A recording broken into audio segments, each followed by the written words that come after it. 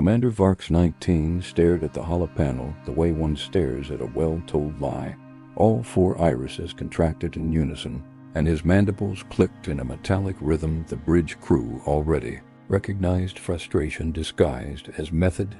In the center of the projection dome, Orville 3 spun slowly, a small blue world wrapped in thick clouds. Beautiful. Far too beautiful to be harmless. Telemetry lines coiled over oceans and continents. Urban densities, power grids, communication nodes, static from ancient satellites. Run it again. Varks's voice scraped through the translator, its vibration echoing up into the ceiling supports. Lieutenant Sira didn't answer right away. Her bioluminescent points formed an arc of impatience before she sighed, long fingers dancing over the sensor keys. We've already run it 14 times, sir. She blinked slowly, as if offering reality another chance. The dominant species rates as minimal threat across every parameter. No statistical margin of error. Varks 19 began to pace. The deck plating had a slight give to absorb impacts, but each step still made the panels hum, as if the metal itself were breathing with him. His tall frame cast shadows across the stations. The ozone tang and the air filters betrayed that the warp coils were holding intense standby. And that, he said, is what terrifies me. He twisted his wrist, unfolding fresh data layers, thermal images of city centers, chaotic orbital, traffic, irregular energy consumption patterns. They split the atom, sent curious cans beyond their own system, wove a global net of signals. His irises narrowed to slits, and our algorithms call that harmless. Dr. Kell, newly transferred, cleared his throat in the corner. The emblem of the Xenocognitive Division still looked crisp on his uniform fabric, creased with newness. Movements marked by professional care, by Helian metrics, yes. A human body projection rotated in the air. Fine bones, moderate musculature, large areas of uncovered skin, limited sensory range, no carapace or venom glands. Fragile, slow, mediocre senses. No natural weaponry. No one reaches the sky pretending to be a lamb. Varks closed all 4 eyelids for a second, an emotional grounding drill from the academies. When he opened them, his voice was flat. We're 1 cycle from report. Deadline. High Command wants answers. I want a live specimen. The bridge fell silent. An irregular telemetry beep scratched the air. Blaya, the navigation tech, adjusted the gain without being told. Sira met Kell's gaze short, silent. An agreement that the decision was final. There's an isolated facility in Lyria Highlands. Sira expanded a map. Mountain chains, narrow rivers, pale patches of old snow. 3 humans, minimal security. She pointed to a thermal rectangle. East window. Direct access. Varks 19's neck swiveled with a dry crack. Stealth team. Non-lethal. Sira leads. Kell goes too. 2 sentinel drones. He turned back to the hollow panel, fixing Orville 3 with the focus of a hunter who has finally found the trail. And bring me answers. The uncheckable verdict slid into atmosphere like a shadow, chewing light. Its thermal shield redistributed. Re-entry friction into silver filaments that local radar wouldn't know how to name. A shuttle detached with a whisper, diving into dark. Conifers planting tracks in the snow that the wind would erase in minutes. Breathable atmosphere, announced the orb pilot, half-autonomous AI with 6 appendages and a muffled bell voice. Diffuse electromagnetic noise, typical of civilian. Networks. 3 human biotypes detected. In the cargo bay, Sira performed her final checks. Sentinel-5 and Sentinel-7 opened their arm modules. Broad-spectrum sedative, immobilization rails, signal blockers. The drone's multiple eyes blinked in complementary. Rhythms a cold ballet of readiness. 2 males, 1 female, Kell said, scanning vitals on his visor. Female alone in the east wing. Pulse steady, deep sleep. No weapons detected. Sira tightened the strap on her non-lethal launcher, palm feeling the chill of smart metal. Side window. Minimal sedative. 5 minutes in and out. She glanced at Kell. Remember, observe before you collect. I remember Kralax. The words stood in the air like a sculpture of ice. We won't repeat that. The hatch opened. The ship's warm air touched the cutting wind and vanished. Outside, trees creaked. Far off, a dog barked twice short, like an organic sensor marking wrongness. The approach was low and silent. Frost cracked faintly under boots. Drones distributed their weight to leave no trail. The house emerged weathered wood, peeling paint. Windows with warm lamps dot to the right, a shed with ground vehicles. Behind, a reservoir and solar panels scraped clear of snow by human hands. Perimeter scan, Kel ordered, placing a sensor against the wall. A blue halo swept across the timber. Mechanical. Lock. No circuit. He smiled faintly rare, almost romantic. Focus, Sira muttered, fitting a frame opener to the window. The tool sang softly, and the pane surrendered with a sigh. The room smelled of old firewood and cheap detergent. The human slept with an arm over her face, hair tied carelessly, breathing steady.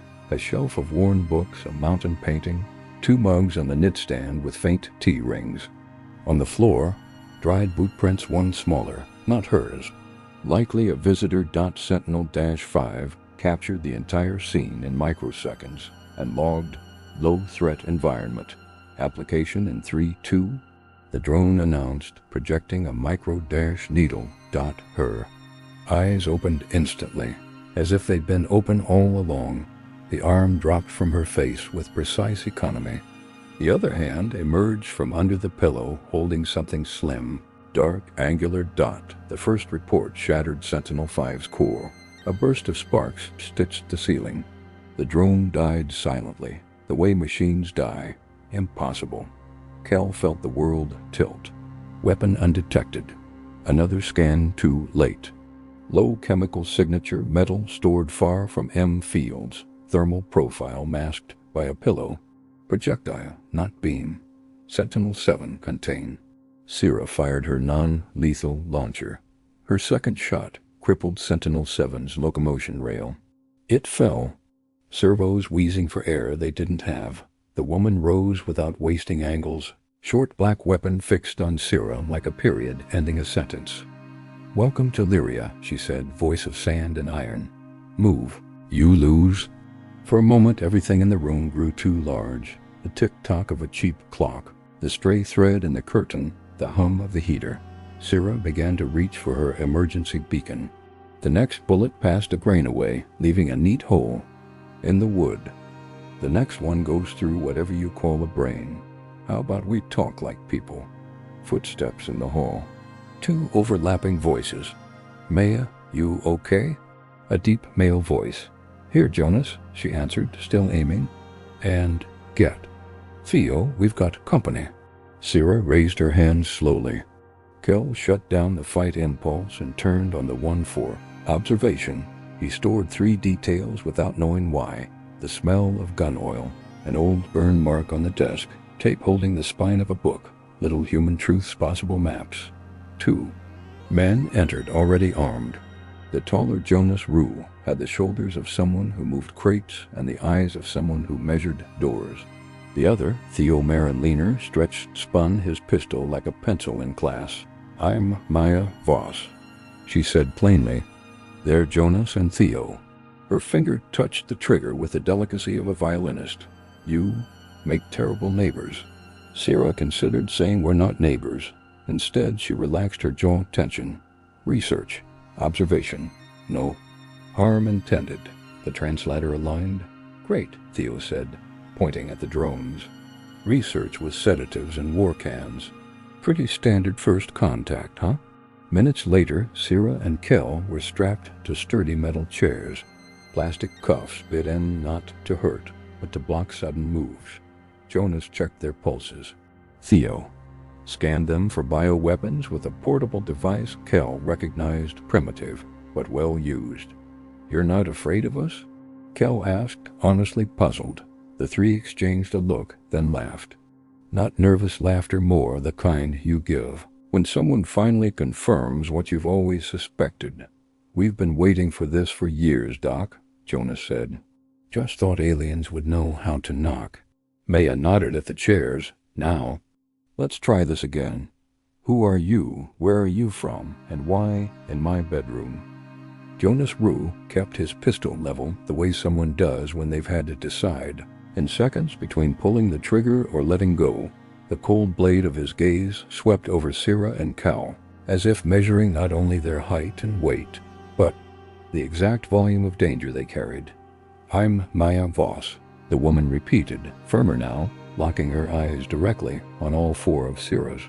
These are Jonas and Theo. She gave a slight nod toward the second man, who was already circling the room with feline steps. And you? She let the pause stretch between the words. Our terrible neighbors. Theo Marin moved with a laziness that almost seemed casual, but every twirl of his pistol had a practiced precision. He took position behind Cal, the barrel resting like a shadow on the scientist's shoulder. Syrah tried to discreetly trigger her pulse beacon, but Maya's weapon leapt from the table to her hand so quickly it was almost choreographed. The next shot lands, Maya said. The smile that followed had no trace of humor. Research, observation, no harm intended, Syrah repeated, stepping carefully as if her words were narrow planks over a deep drop. The translator kept her tone neutral, though her pulse was racing. Theo chuckled low. Research with sedatives and combat drones? He shook his head. Nice methodology. Within minutes, Syrah and Kel were secured to reinforced metal chairs. The cuffs industrial-grade polymer bit just enough to kill any hope of a sudden move without crossing into pain. Jonas crouched in front of Syrah, studying her with the interest of a mechanic examining a new engine. You're not afraid of us? Kel asked, and it wasn't provocation, it was genuine scientific confusion.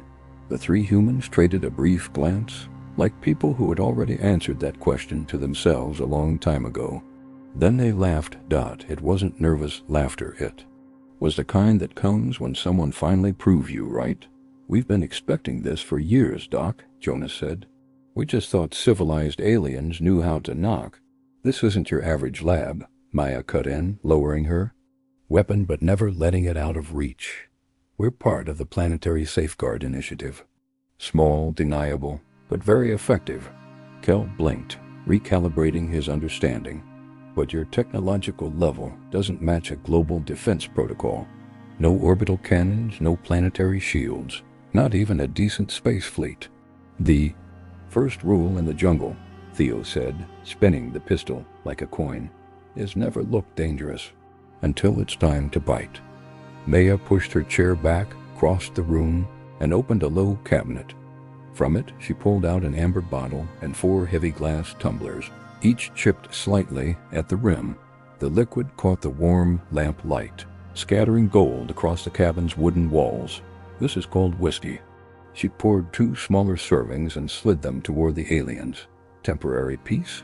Kel ran a quick scan out of habit ethanol, assorted organic compounds. Negligible toxicity to Helian physiology. He took a sip and felt the heat slide down. His secondary digestive channel looming like a small sun inside. Pleasant warming, he remarked, surprised at his own tone. Syrah, however, kept her eyes fixed on Maya, cataloging every movement and pause. The human commander drank in short sips, but her fingers never strayed too far from the pistol's grip on the table. Commander Varks 19, Syrah spoke over a secure channel. Extraction failed. Humans detected our insertion and neutralized both drones in under 3 seconds. The reply came back coarse, static, scratching its edges. Hold position. No Kralax incident this time. I'm escalating to high command. At the word Kralax, Jonas's brow rose. Kralax? He asked, prodding at the detail. Kel glanced at Syrah, but answered anyway. A world that mistook our probing for invasion. They struck first. Chain eruptions, no survivors. The air in the room seemed to shift temperature. Theo tilted his head. Maya locked eyes with Kel for a long, waited moment. Then let's skip the formalities, she said finally. Diplomacy. Now or never. Jonas leaned an elbow on the back of his chair, eyes fixed on Kel like a man dissecting a riddle. with an expiration date. What exactly do your sensors look for? He asked, tone hovering between genuine curiosity and calculated provocation. Energy. Signatures? Radiation? Big, shiny weapons you can spot in the dark? Kel answered as if reciting from a manual, though his gaze tracked every lazy spin of Theo's pistol. Our threat assessment protocols measure energy emissions, potential for military impact, detectable aggressive behavior patterns, obvious. Physical defenses. Theo gave a short, almost dry laugh. Yeah, that explains a lot. He nudged the inert shell of Sentinel-7 with his boot. You went hunting for quantum ghosts and found old-fashioned lead. Maya, leaning against the table, watched the exchange with the quiet patience of a teacher letting the student discover. The answer alone. We're aggressive. Only once we've already won, she said, calm enough to unsettle.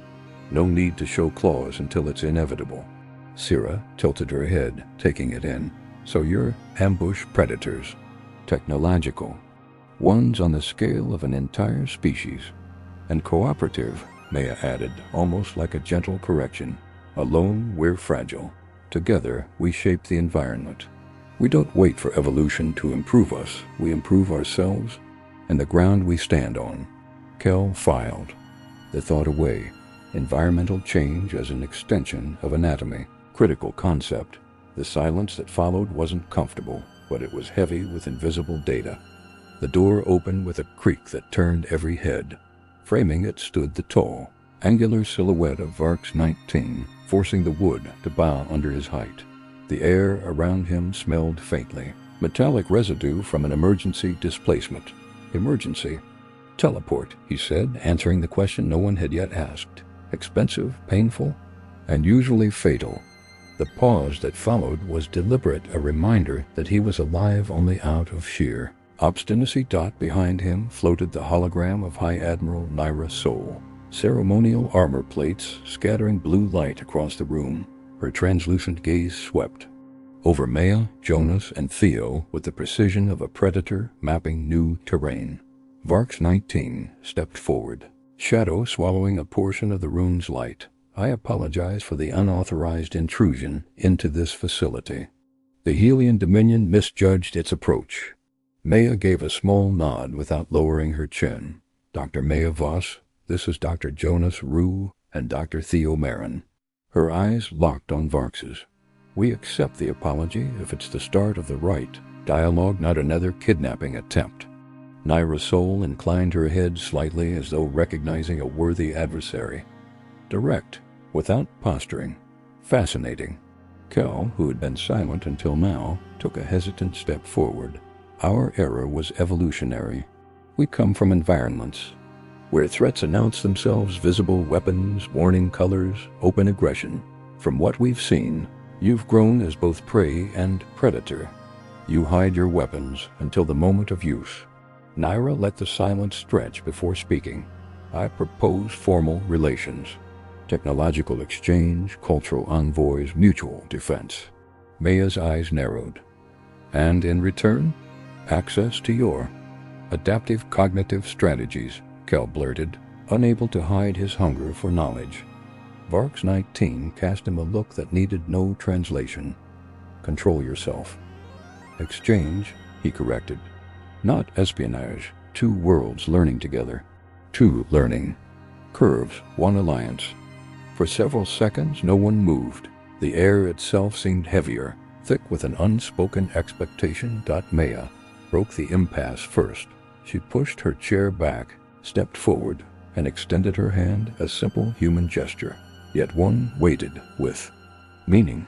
Varks 19 regarded it as if it were some newly discovered alien artifact.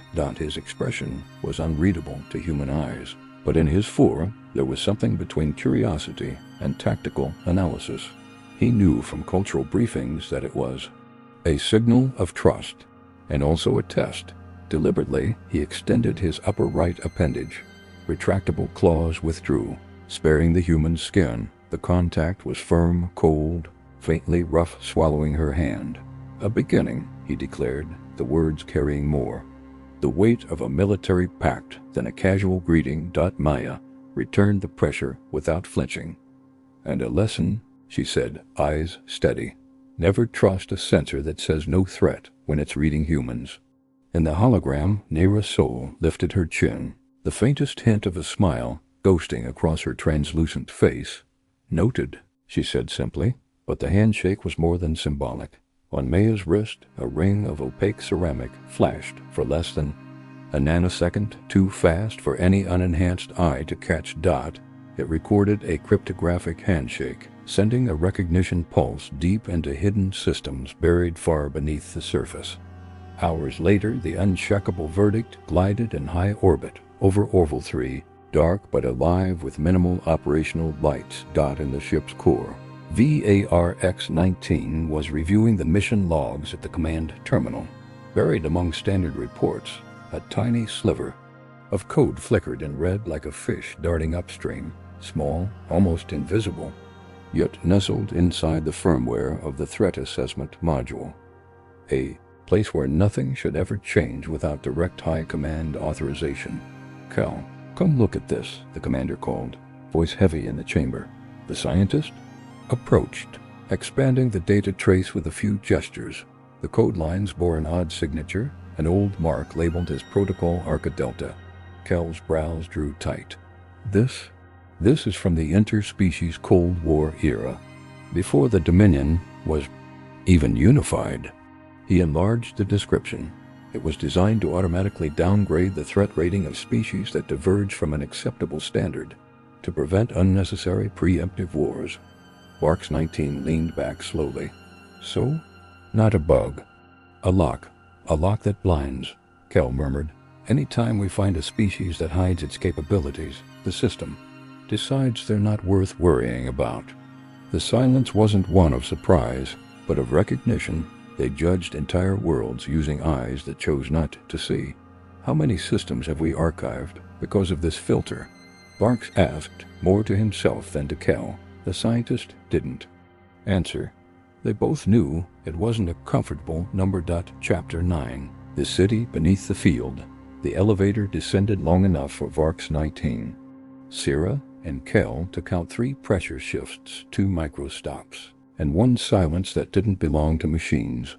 Up above, the Lyria Highlands looked like a painting of snow and pine. Down here, gravity seemed to pull in a different direction. The Yfer direction. The Wa. Doors opened into a cavernous atrium carved from rock. Light didn't come from lamps, but from photonic lines embedded in the ceiling, patterned like forgotten constellations. The air smelled of damp iron and mint from hydroponic gardens arranged in terraces. A corridor spilled left, another right. At the far end, a portico draped with flags. VARX-19 stepped closer to one, puzzled by the recognition he didn't have. They weren't human insignias, circles, triangles, sequences of dots that, rearranged mentally, became alphabets. Cal read a few aloud. Vel Vran, Rytith, Cora of the Hollow Tide. Maya Voss led the way without theatrics. Her footsteps didn't bother with echo.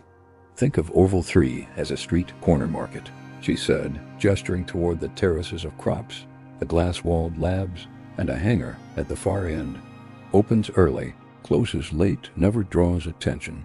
Jonas appeared from the opposite side, pushing a cart of sealed crates. Theo, with a magnetic clipboard, sketched supply routes in liquid chalk on the floor, like a game of hopscotch made of logistics. In the hangar rested a curved hull that seemed to breathe light through its seams. Not human, not Helian, perhaps both, perhaps more. Around it, hybrid tools, torque wrenches with runes, printers that spoke 3 alphabets, a welding table with rhythms marked along its edge like sheet music. Project Bridge, Maya declared. No flag, no single homeland, just a promise. A promise of what? Sierra asked, more curious than defensive. Of non-dominance, Theo replied without looking up. "If you don't intend to dominate, we teach you not to look dominate. Sometimes it's the same lesson, sometimes not." VARX-19 touched the hull. The material responded with a low, almost shy chord. Kel recorded the sound curve and realized it wasn't just a greeting, it was a protocol. Presence calibration. Signature buried beneath background noise. You've built a coalition without a banner? Varks said. Not one, Maya corrected. We helped connect the ones already here. Not everyone wants a savior empire, Commander. Some just want time. To breathe, fail, and try again. The bridge is that buying time with competent silence. Kel's eyes drifted back to the flags. One, in particular, caught him, a dark rectangle scattered with points like star-dust. In the corner. A letter he didn't recognize at first. When his suit's cultural library suggested a match, his secondary heart skipped. This is Kralax? Maya froze. The air between the four of them thickened like poured lead. Survivors, she said finally. Few, and silent. Their story belongs to them. If you want to hear it, ask and accept no as an answer. Varks 19 drew a slow breath. The name Kralax had been taught at the academy as a warning, not a confession. Seeing a living trace of it shifted the ground under his stance. I could guarantee protection, he began. You could, Maya cut in, but that's not what they're asking for, or us. Somewhere in the complex, a light chime rang. Jonas stowed Theo's board in a magnetic rack, and the hangar seemed to exhale. Above, the project bridge hull dimmed another shade, blending closer to the floor.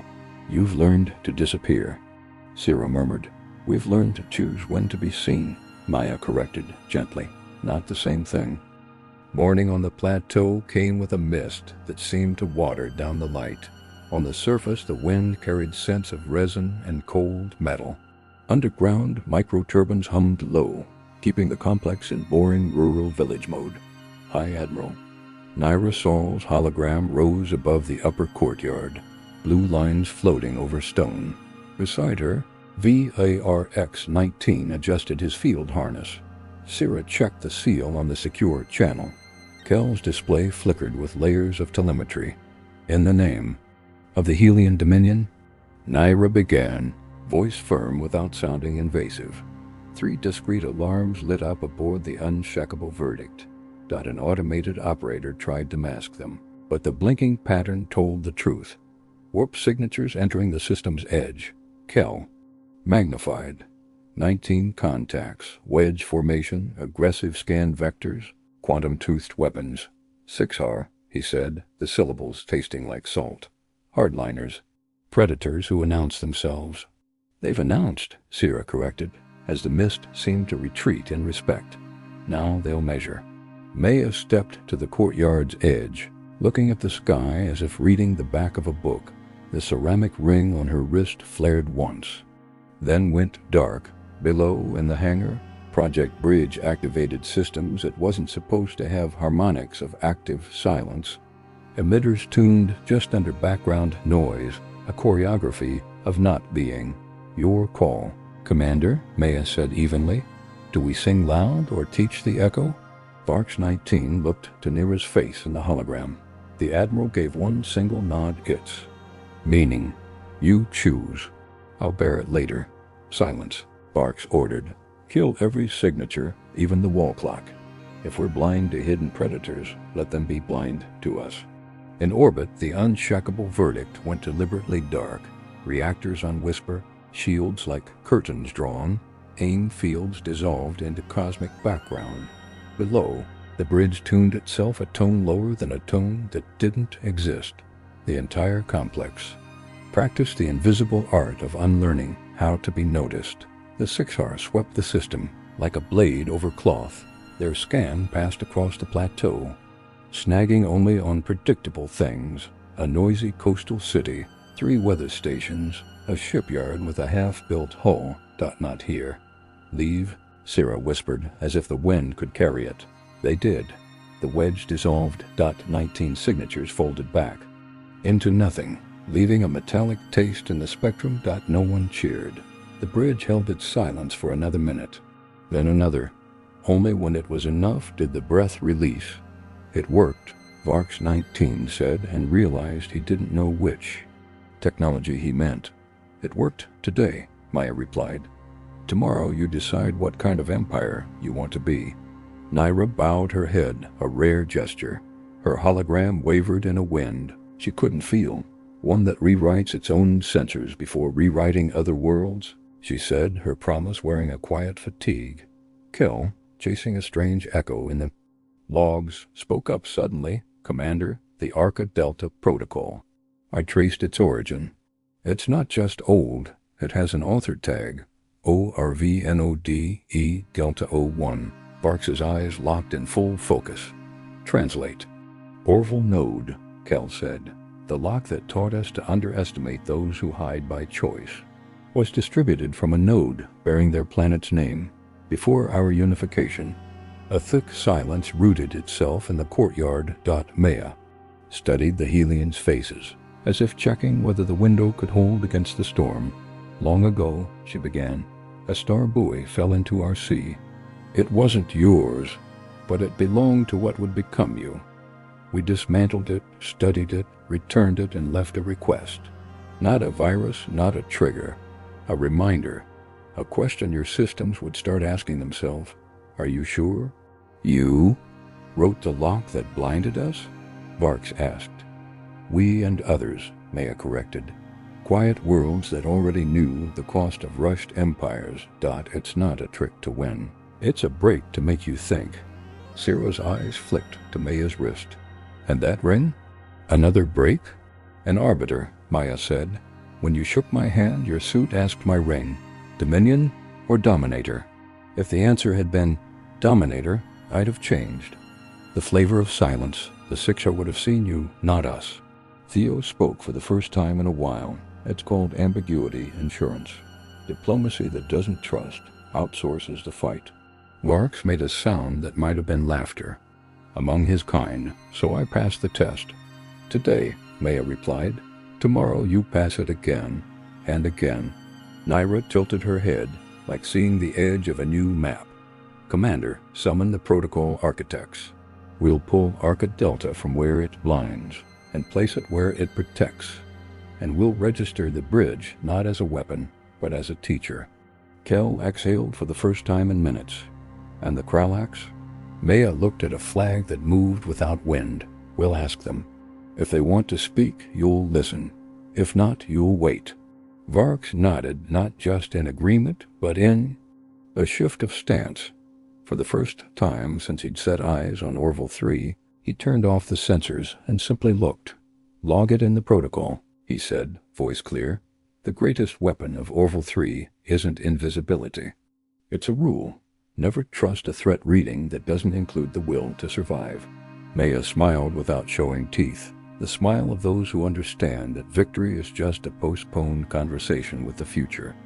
"And learn another," she added, tilting her wrist so the ring caught a timid shaft of sunlight. "Knowing when to look small is the trick of those who are already big." The wind finally cut through the mist. Somewhere in the complex, discrete chimes marked the hour. Bridge rested at exactly the tone the universe mistakes for silence, and this time it was by choice.